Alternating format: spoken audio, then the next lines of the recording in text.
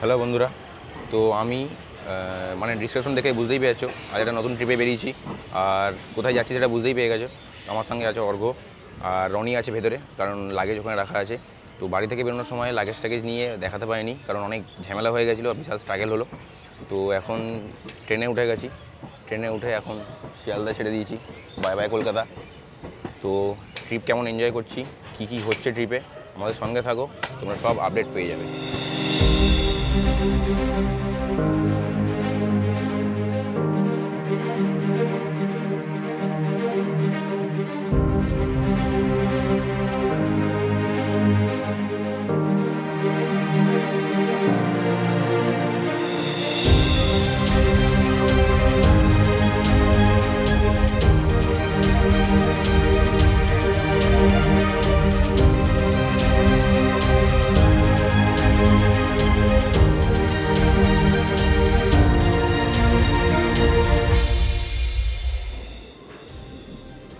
তো বন্ধুরা, এটা হলো ফারাক্কার বাঁধ।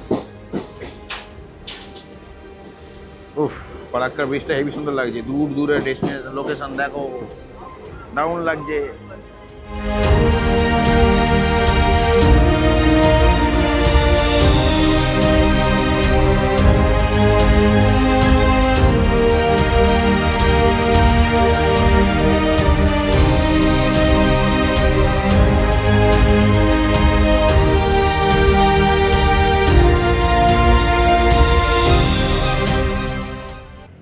তো বন্ধুরা, এখন আমরা নিউ জলপাইগুড়ি স্টেশনে নেমে গেছি।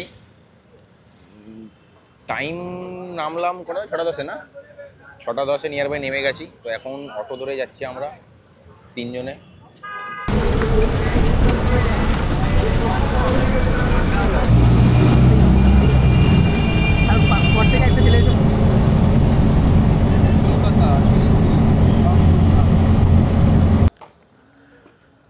তো বন্ধুরা, এখন বাজে 8:30। এখন আমরা ঢুকে গেছি শিব মন্দির সৎসঙ্গ আশ্রম। তো আজকের রাতটা শুধু এখানে স্টে করব। এনজিপি থেকে এখানে এসেছি, নিয়ার বাই 10 কিলোমিটার মতন অটোতে আসলাম। কাল সকালে সারপ্রাইজ আছে। কাল সকালে এখান থেকে কোথায় যাব, কি করব।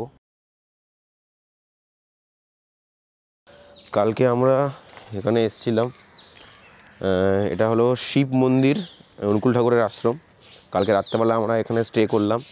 এটা হলো আশ্রম, স্টে করার জায়গাটা।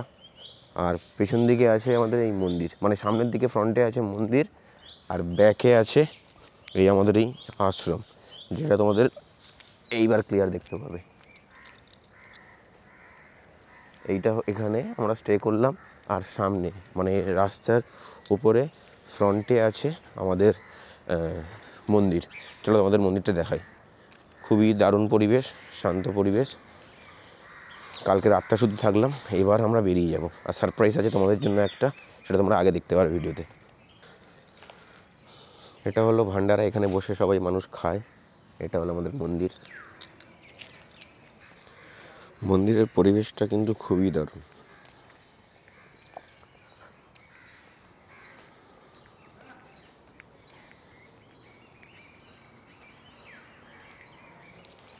এটা হলো আমাদের মন্দিরের ফ্রন্ট প্লেস, মানে অ্যাকচুয়াল মেন মন্দির।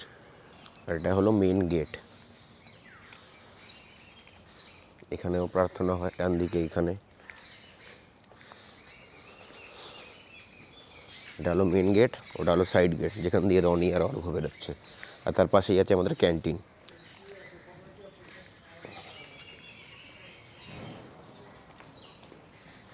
আর এইটা হলো রাস্তা, যেটা সোজা গিয়ে হাইওয়েতে কানেক্ট হচ্ছে। এই হলো মেন গেট। তো বন্ধুরা, বিশাল সমস্যায় আছি। সমস্যা হলো এই, কটা বাজে এখন ভাই? এখন প্রায় 7টা বাজে, 2-3 মিনিট বাকি আছে। তো আমরা খেয়ে দিয়ে 8:30 দিকে বেরোনোর কথা আছে। তো আমাদের সৎসঙ্গের আশ্রমের ক্যান্টিন এখনও খোলেনি, 7:30 দিকে খুলবে। আর আমরা রাস্তায় খাবার খুঁজতে এসেছি, রাস্তা পুরো ফাঁকা।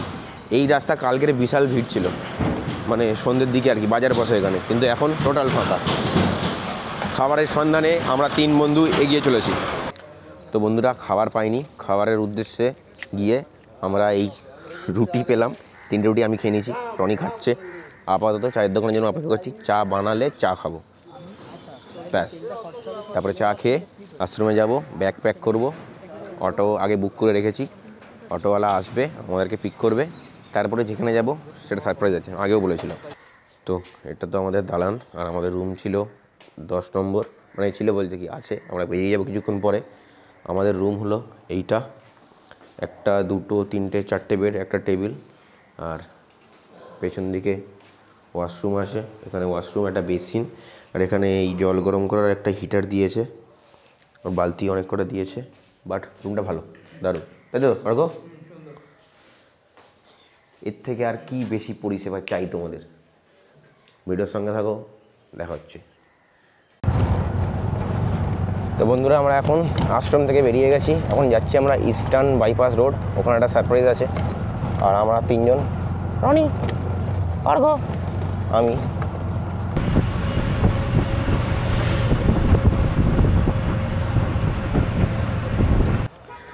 তো বন্ধুরা দেখতে পাচ্ছ এখন কোথায় এসে গেছি, আমাদের ডেস্টিনেশনটা হলো সারপ্রাইজ, যেটা বলছিলাম আমি, সেটা হলো এই যে বাইকওয়ালা ভাইয়া। হ্যাঁ ঠিক দেখেছো, বাইক রেন্টে নেবো, মানে আগে থেকে বুকিং হয়ে গেছে, 2-3 মাস আগে থেকেই বুকিং হয়ে রয়েছে। দেখো এখানে এতগুলো বাইক অ্যাভেলেবেল আছে, Apache, NTorq, Pulsar, royal Enfield, KTM, Himalaya, scooty. আমি নিচ্ছি স্কুটি, এনটর্ক, রনি নিচ্ছে কি অ্যাপাচি 160। এখানে এত কিছু অ্যাক্সেসরিজ আছে, যা যা ইকুইপমেন্ট লাগবে সব রেন্ট নিতে পারো। ডিটেলস ডেসক্রিপশান আমি ক্যাপশনে দিয়ে দেবো। তো বন্ধুরা, বাইকওয়ালা বাইরে থেকে বেরিয়ে গেছি, এই লাগেজ প্যাকিং, এনটর্কে লাগেজ প্যাকিং, 3টে লাগেজ, আর ওখানে রনির এই কন্ডিশন।